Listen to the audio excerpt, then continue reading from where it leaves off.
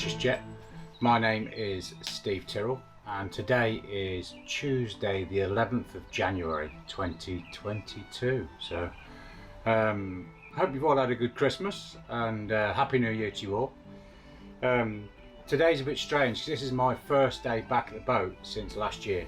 I haven't been here for a couple of weeks now. So I've come here today and I've not really got an idea of what I'm going to be doing today, which is unusual for me because normally I've got plans of a couple of jobs at least I want to do, but today I've got no plans at all. I have brought the log burner from home which needs renovating, so I'll be having a look at that today. I can't do it all today because there's a couple of seized bolts on there that I'll need to get drilled out and retapped and that kind of stuff. So and there's also a lot of loose rust on it that needs addressing, shall we say. I've also got a renovation kit for the log burner. So what I think I'll do is I'll show you the bits I've got, and I'll show you the log burner first, and then I'll show you the pieces I've got to repair it, and then I'll also give you my thoughts as to what I'll be doing. Anyway, let's jump into it and we'll have a look. I'm sure by the end of the day I'll have an idea of what I want to do.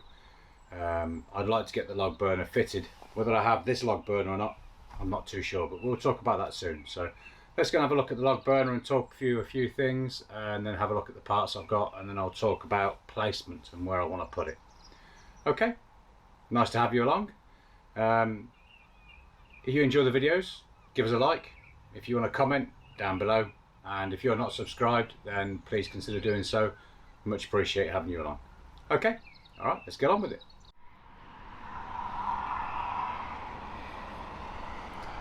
Okay, see if I can squeeze you in round the cars going past with all the noise. So this is the log burner I have. As you can see, it's a bit rusty in places, especially around the cap there. Look, that should clean up fairly well. I've got a cover to go in there for the chimney to sit in, a holder. The nuts I was on about need replacing is for here. Look, you've got one broken there, and when I broke them two off I left them behind, so they're going to break as well. So I need to get this over to my friend's place and get those drilled out, and then put the new clips in and hold the glass in place. That's the baffle plate for the top, that goes inside on the top. You can see there's a back boiler, so I could boil water with it or heat water with it anyway. That's the grate for the front, and then inside there's rust on the sides, all down the sides, that needs addressing. It doesn't need painting because obviously it'll just burn off the paint, but you can see where there's bits of metal just flaked off. And also this griddle here at the bottom, that's seized up, that's supposed to be movable, that is, to act the same as a Morso squirrel where the middle bit twists. Well, this bit ripples like that, and it's just like a riddle. So that's the log burner I have. So, and I've got all the bricks to go in the side and all that sort of stuff. So let's just nip back inside the boat and I'll show you what I have.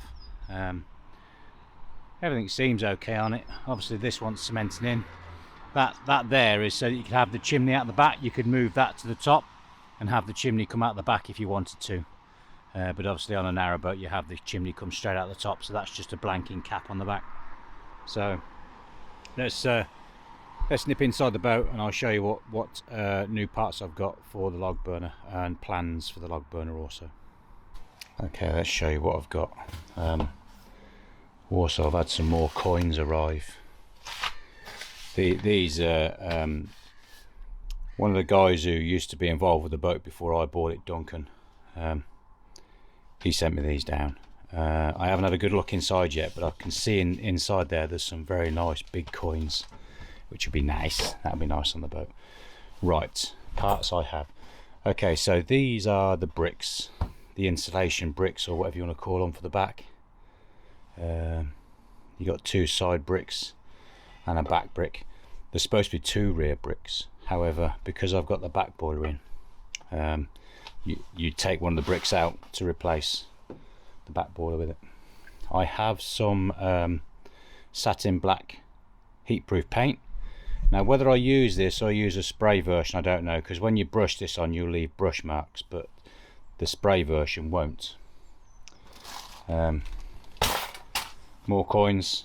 This is from my son Ash, and his partner has saved these for me. So that's more coins to the floor, which is nice. Got a pile there. There's piles of coins under there. These are waiting to be done. I've got a packet of coins in my bag, and if I get a chance I'll get them out as well. Okay, so we have a rope kit to go around the door, and that comes with some glue to glue it in place as well. So that should be good. So that's the seal around the door. That's that sorted. And I have yes, saying earlier about the cap. Let's just get this out of the way. Oh. Okay, so that's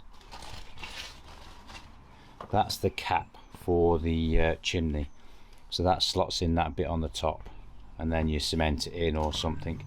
There is a bit of string there to go round underneath to help the seal. So that goes on top of the fire for the chimney to sit in. And then the chimney will slide down, and just there's two little lugs in there. You can see there's one opposite the other side as well, and the chimney sits on them lugs, and that's what holds the chimney up. So put that away. Okay. And finally we have the glass kit, the door kit or the glass kit. So let's just empty this lot out and see what we've got. Okay, it doesn't want to all come out. I think some of the stickers come off it. Look. Okay, so we got rope to go around the glass to seal the glass around the door. It's got a little bit of a sticker on there, and I think some of the stickers have come off, so it's sticking to the bag. I don't know what that. There's like a bit of plastic here. I don't know what that is. Let's have a pour that out and have a look. I'm not sure what this is. Whether it's to help hold your glass in place or something, I don't know. But it's in with the glass fit, the door and the glass fitting kit. And then finally I have the clips to hold the glass and the door in place. Look, yeah, the glass in place. So you got the little nuts in there, and also your little clips to hold the glass in place. And there's more than enough there. There's 2 or 3 different types. Some small, some slightly larger. So that's that. So that's the door kit. Right, the other thing I need to think about then is placement of the fire. So I was thinking here. So it's, you got the cooker over that side and the log burner in there. I have a diesel cooker that might end up going here if I can get it in the boat, although the diesel cooker is massive and it weighs about 3/4 of a ton because it's a range. It won't be going in the boat anytime soon, so it needs to go here somewhere. So I need to think about taking the wood off the walls down at the bottom there and fitting the fireproof board in. I don't think you need the thick fireproof blocks. I think you can get away with just a couple of thin pieces. It has to be 12mm, I think. Looking at the drawing, you have to have a 12mm minimum board, and then an air gap of 10mm or something, which is quite easily possible up here. So what I'll probably do is I'll cut that board out, take all the carpet off, obviously, cut the backboard off, replace it with tile backer board, which is fireproof, and then I'll have a nice big gap of say 15-20mm, another tile backer board, and I'll do the same against the side of that. It may mean trimming this worktop up flush with the back of the unit. So, but placement is, so if you look up, there's the chimney there, that's the hole for the chimney, and that comes up above this corner here. So if I could move that across here, and then move it across a bit, I could have the chimney come straight up off the fire without no bends in it and straight out the roof. That's the plan. And have the chimney, have the fire. So as you've seen this bit of board here, have it come out about this far, and then like a square coming out around the base, you know, and then I wouldn't have to get too close to there. I could move it across. I could even come a bit further this way and have the fire almost in midair. And what I could do is here I could fit like a wine rack or something, and then have the tile board, you know. The only problem then is I won't have that to cover it. That's the only problem there. But there's no reason why I can't come all the way across here, away from here. if I've got a nice big air gap there, I don't need to be too picky about heat proofing. I only need to heat proof the back. So what I'm thinking is I might move the cooker to here, this is not the cooker, the log burner, to here, and go straight up the middle of this board here, and then out the roof there. It'll mean cutting a hole. I mean, the chimney will be across here somewhere. It would mean cutting a hole, another hole in the roof, but that's not a massive issue. All I'd do is I'd cut that plate out, cut the plate out there, and then weld it back into there. It means taking these two roof panels down, but that's not an issue because that's got to be replaced anyway because that's a mess. And these are being painted, so yeah, I've got a plan for these. So I could cut the hole in here and fit it in here. I'm gonna have to fit make a bigger hole at the top to fit like a fireproof cap in around the top here somewhere. So that's my idea. So if I come away from the cooker there, I haven't got to worry about heat proofing. I only have to heat proof the back. Yeah, and so that means just cutting this out as well up here. Either cut this out or backer board it. What I'd like to do is cut it out nice and smooth, and then fit the backer board in, because this is further away from the chimney. You're not really close. The chimney won't be that hot, you know. So, and if I fit an insulated chimney, I haven't got to worry about doing anything to that because the chimney will be insulated. It'll be heat proof. So I only have to insulate the bottom bit, which may be a good idea. So yeah, there you go. So another plan, which I quite like the idea, is the log burner I have out there on the bench, fit in the boatman's cabin at the back, and then here in the kitchen have a log burner like this, mainly because I can use it for cooking, but this one does kick out a lot of heat, so this is probably going to be too big for what I need. But I do fancy getting something like this with the oven on it. I know floating our boat have the chili penguin, which is nice, expensive, but very, very nice. That would be very good for cooking. So that's the sort of thing I'm looking at, something like this. Whether I have a chili penguin or not, I don't know. We'll have to see whether finances can stretch that far, because they're about, I mean, this here, that's about £400, £500, something like that, somewhere around there. Yeah, £400, £355, £359. The chili penguin is 1,700, I think. So they are more expensive. They are a lot more expensive, but obviously they're a lot nicer. So that's one thought I have, is having this kind of oven. I mean, you can see that. So you've got the log burner at the bottom, and then you've got an oven at the top. So. But that one would be too much overkill for this boat, because look at that, 8.4 kilowatts. That you'd be sitting in your pants when that was lit.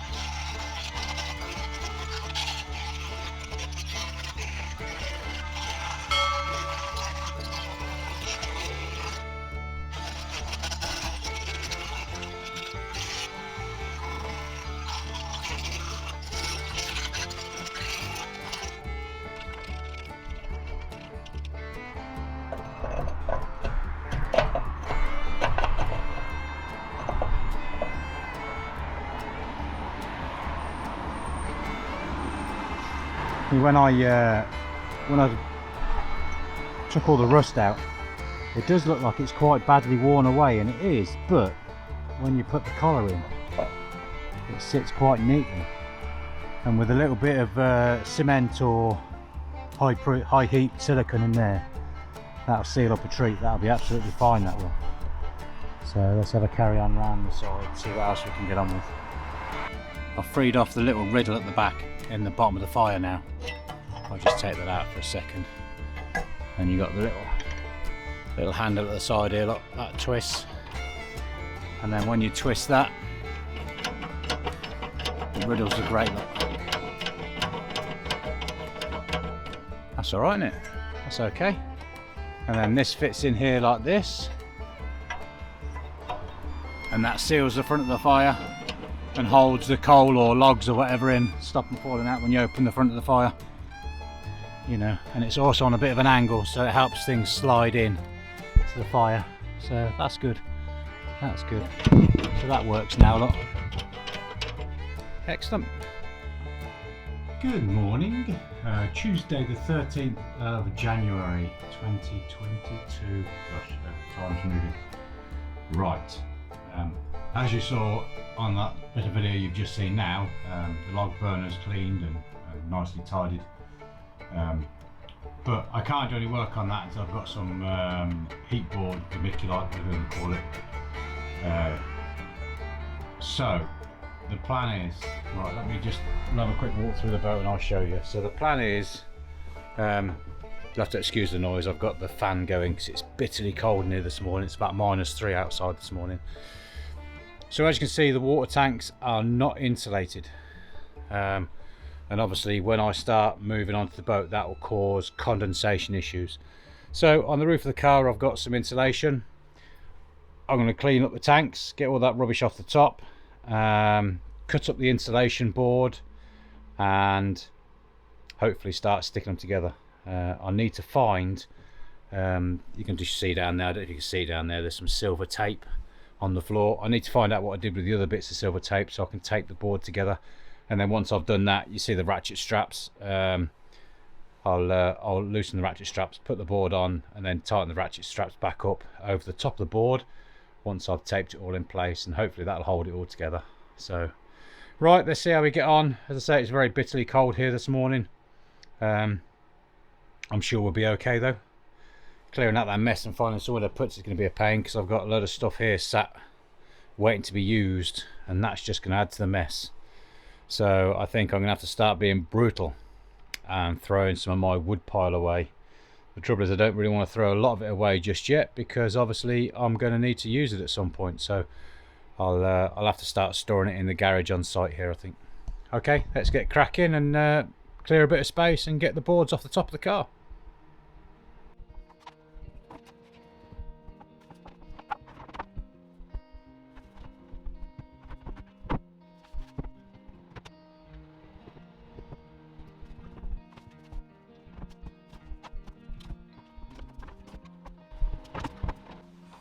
Okay, water tanks exposed.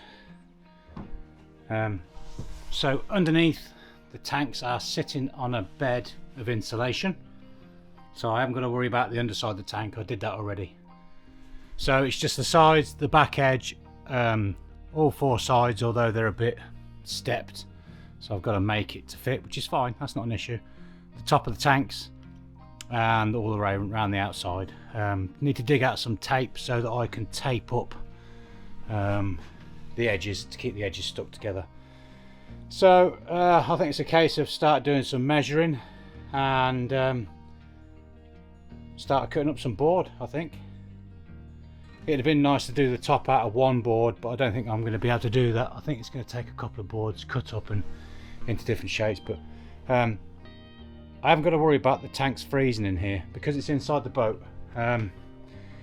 It'd have to be stupidly cold outside for these to freeze, and then what you'll find is, because they hold a lot of water, you wouldn't completely freeze your tank. Your pipes may freeze but your tank won't. But then again, I'd still be very surprised if the pipes in here froze while the boat is in the water, because although it was -3 outside when I got into the boat today, it's about +3, +4. Because the boat's in the water is at once you get like a foot below the water, the top of the water, a foot and a half, the water underneath stays the same temperature all year round pretty much. It might get a bit warmer in the summer, but not a massive amount. So while the boat is in water, I'll be very surprised if it froze.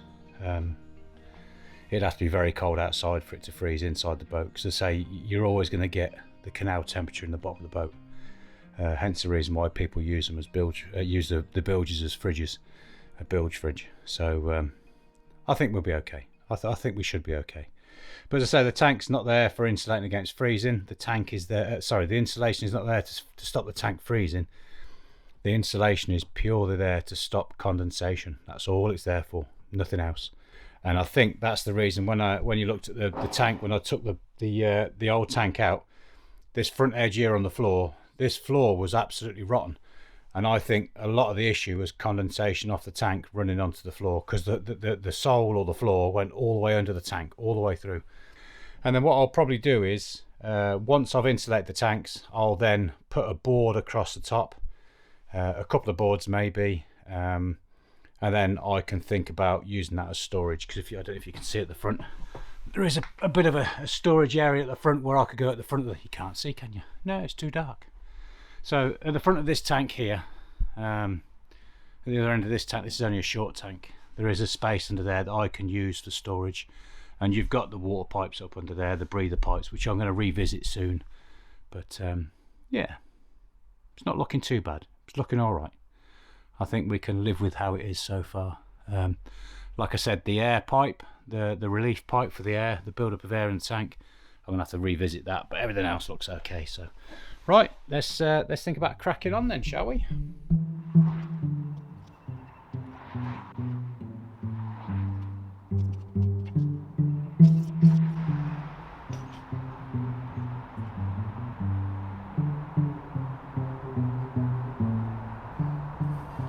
Pete from Avalon 2's brought me out a nice cup of coffee. It's a bit chilly this morning. Cheers, Pete. You're a gent. Thank you very much.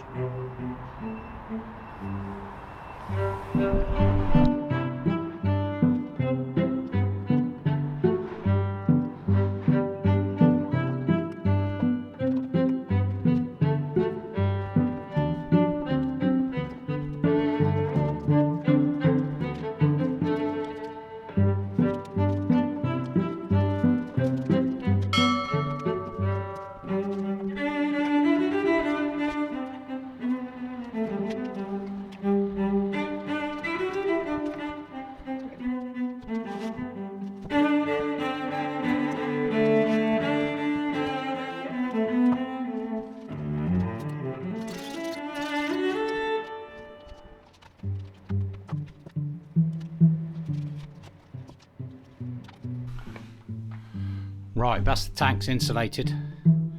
I'm going to finish up here just taping up. There's a few bits I need to tape still. So I'm going to finish taping up and strapping the tanks down, and I'll get back to you in a minute. But that's the tanks fully insulated now. So now that's insulated, I can start thinking about fitting the dinette in the back of the boat here, or the front of the boat should I say. So bits of mess on the floor. Yeah, let's get back to you in a minute when I've finished. Right, insulated, taped, sealed.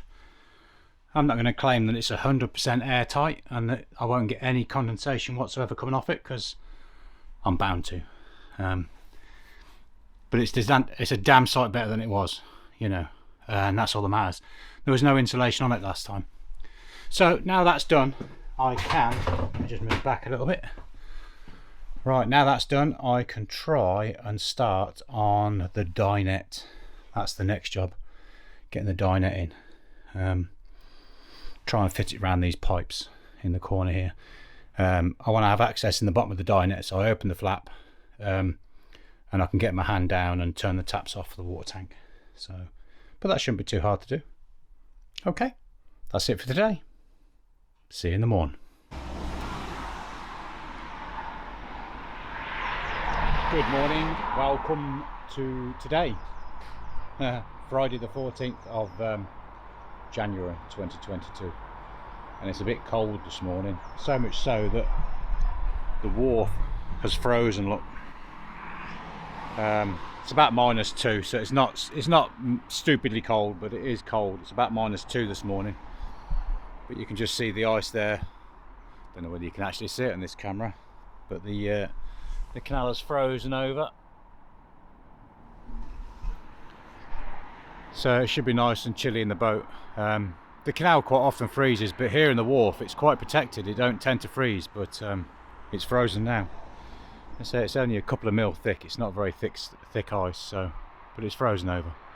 Anyway, it's going to have a play in the boat. Right, I'm out the front of the wharf, just out the back of the boat here, and I've amassed my jigsaw puzzle, which is the rear, not the rear, but the dinette. Some of the pieces that are here don't belong on the dinette, and I'm going to have to find out today which are the pieces that don't belong and which pieces do. I did notice that this goes on the end here, look. I can just balance it for you. This actually fits on the end like that. So this top piece that I've got in my hand now, I'm going to have to remake that. My knee's killing me this morning.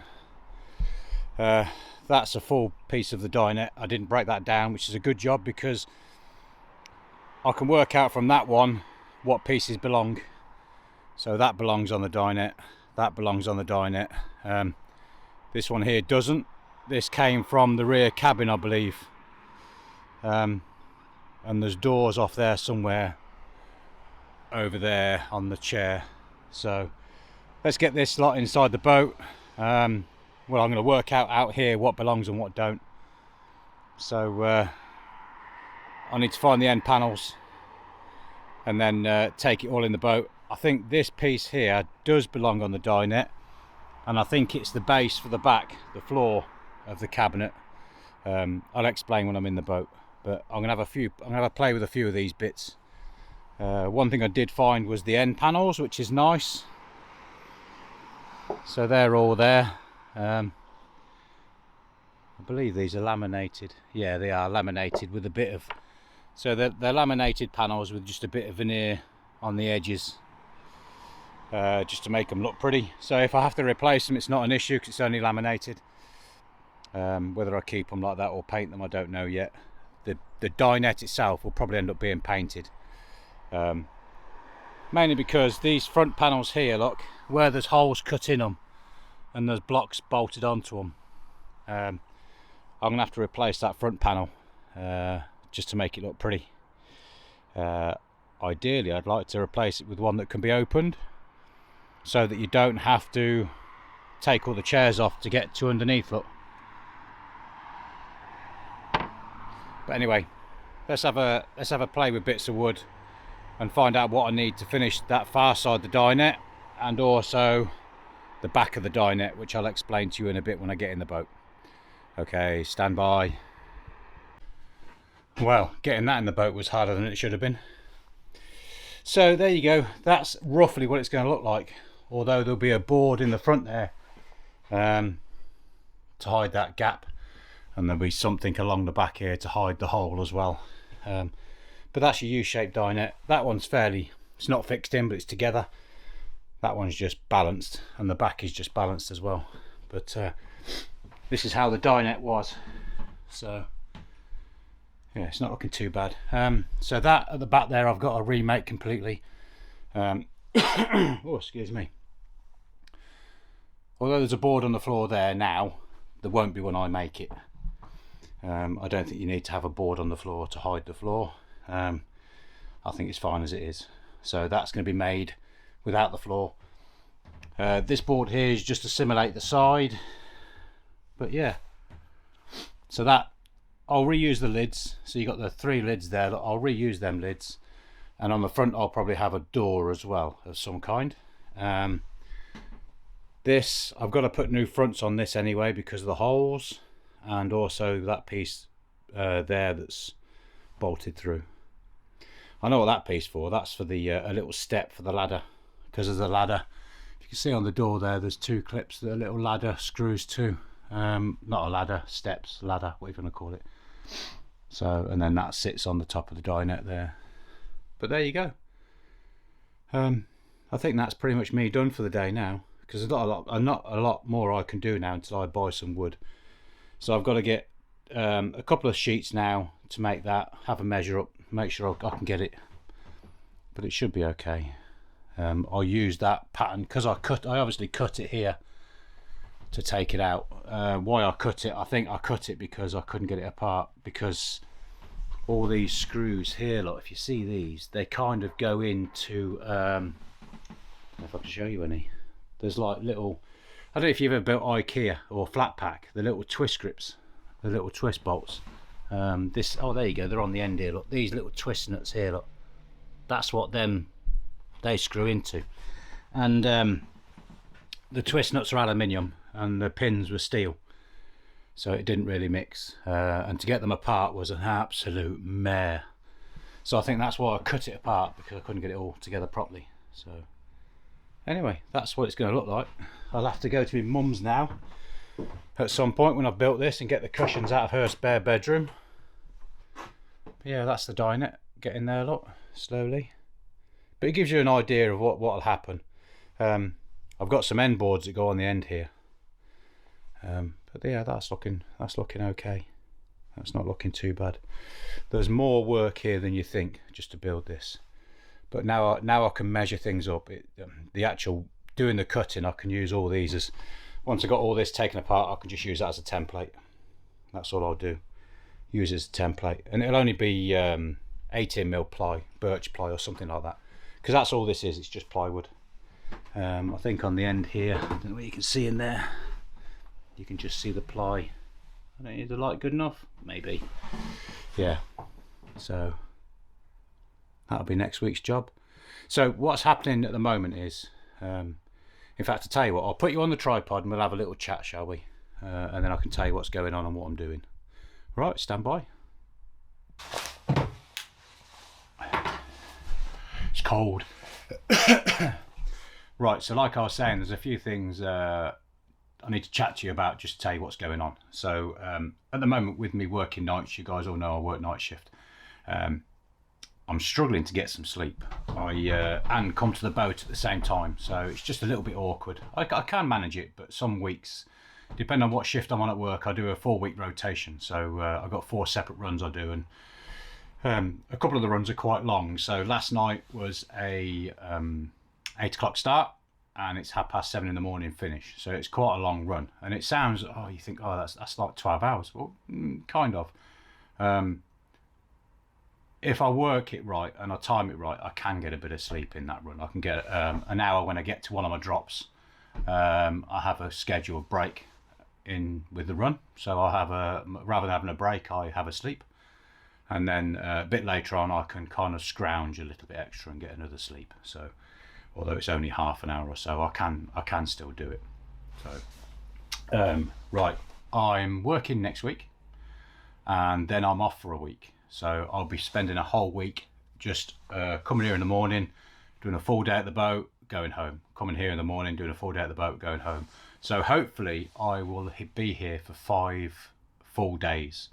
And in that time I can get a fair bit done. It won't be all working on the boat, because I'll be running around getting parts and buying wood and getting paint and all that sort of stuff. So, and then I'm back to work for a couple of weeks or a week. And then I'm off for another week, and I'm doing a sign writing course with Carter's Steam Fair. Jobby Carter does a week-long sign writing course. So I'm away for a week doing the sign writing course, and I hope to be able to make a video on that course. I may not be able to, because if everybody else there doesn't want me recording, then I won't be recording. I'm not going to put anybody at ease. I'm not going to put anybody on film that doesn't want to be on film.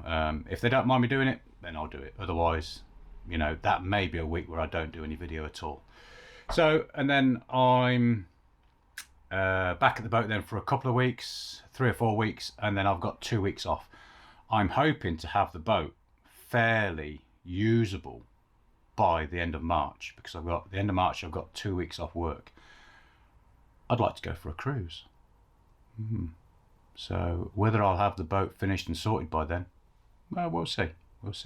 I'd like to get it so I can go out and do a little bit of cruising, even if it's only just do like the Warwick Ring or something like that. That'd be nice. So as long as I've got heat on the boat and a little bit of electricity somewhere or another. I mean, I have got a generator, which I'd rather not use, but if I've got a little bit of power that I can put maybe lights on at night and get the gas sorted. I did speak to the gas man this morning. He can't do it until the 2nd week in February. So I may have to arrange for him to come round at some point in February and have a look at that. So that in March, if it's past then in March, I can use the cooker and cook myself some dinner, which would be nice. Right, so there you go. That's where we're up to at the moment. So lastly, I'd like to thank my subscribers. You guys are great. You're always commenting, which I love the comments. And you've always got plenty of input when I do something wrong, which is perfect. I don't mind it. If you come on and criticise something I'm doing wrong, that's fine. I don't mind that. I'm quite happy to put up with the constructive criticism. So if you've got anything to say, then please comment down below. I'd like to thank my patrons and the people who have bought me a coffee, and guys who have sent stuff on PayPal and also on my Amazon. I think I'm not quite up to date on the thank yous for that, but I will get to it eventually. My head's like a sieve. Stuff comes and goes all the time. Okay, so that brings us up to date then. That's where we are so far with dates I'm doing and times I'm doing. So I'm quite looking forward to the sign writing course. But whether I actually get to do it or not do it, whether I actually get to do a video of it or not, I don't know. We'll wait and see. I have got an idea of what sign I'd like to make, but whether I do or not, I don't know. And it's a bit of a thank you to somebody, or to a group anyway. It's a bit of a thank you to a group. So if I can make the sign, then I'll make it, and you'll see it on the video. Right, thank you to everybody who supports me on PayPal and buy me a coffee and Patreon and also Amazon and all that sort of stuff. So thank you guys very much. You are much appreciated, and I do really appreciate it a lot from the bottom of my heart. Thank you very much. Everybody who sent coins in for my coin floor, you guys are awesome. I've got some, you're gonna love it. I've got some brilliant coins. I've got coins from a far afield as New Zealand and all sorts. It's brilliant. I really do love it. I've got Canadian coins, American coins. I've got French coins. I've got old British coins. I've got an old penny, an old British penny from 1947, I think it said, which is at the end of the Second World War. So, guys, thank you very much. I'm lost for words. I really am. You know, you can probably tell that. So, anyway, thanks for watching. If you've got anything you'd like to say, then please feel free to comment down below, whether it's a job well done or just to let me know where you're watching from, or a criticism, a constructive criticism. I'm quite happy with that. I do love your comments, and I always try and interact back. I always try and answer back to your comments. And also, if you've liked the video, or if you like any of my other videos, then please feel free to hit the like button. And also, if you want to stick around, then it'd be great if you subscribe. I do appreciate it. And if you want notifications, hit the bell. So, okay guys, thanks for watching, and I'll see you on the next video. Alright, see you soon. See you, bye.